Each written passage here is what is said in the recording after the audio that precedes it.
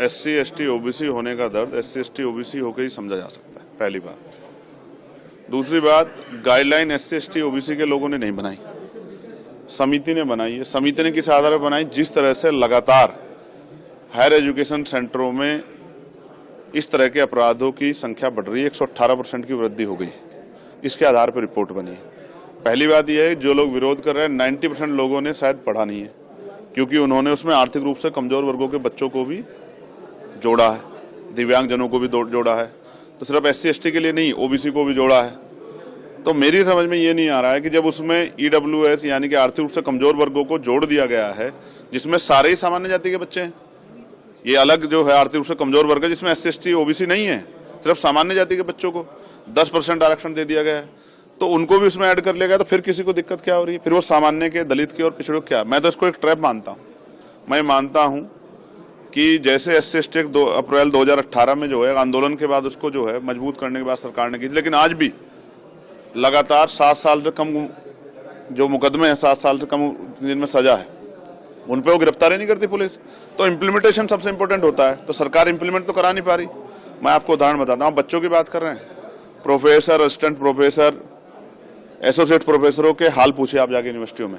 आप कोई PSU उठा लीजिए जहाँ रोस्टर फुलफिल हो रहा हो, जहाँ प्रमोशन दिया जा रहा हो, आपको DOPT गाइडलाइन फुलफिल हो रही है 45 दिन वाली, उसे भी छोड़िए। आप कोई सी सरकारी डिपार्टमेंट उठा लीजिए। अब मैं आपको इसी की बात करता हूँ, केंद्रीय विश्वविद्यालयों में सामाजिक न्याय सरकार का सुनिए, 45 विश्वविद्यालय हैं, एक SC का कुलपति, एक ST का और 5 OBC के, 45 में से 7। कितना सामाजिक न्याय देखिए। उससे आगे बढ़िए, OBC के 80% पद खाली है, ST के 83% पद खाली है और SC के 64% पद खाली है। आप बताइए कौन सा सामाजिक न्याय सरकार कर रही है? जो आंखों में दिख रहा है उस पर वो हो रहा है। मुझे ऐसा लगता है कुछ लोगों को जो अपना जन्म से अधिकार मानते थे, कमजोर वर्गों को, मैंने अपनी कानों से सुना, मैं बच्चों से बैठता हूं, जो कोटे को कोठा कह के जो है अपमानित करते थे।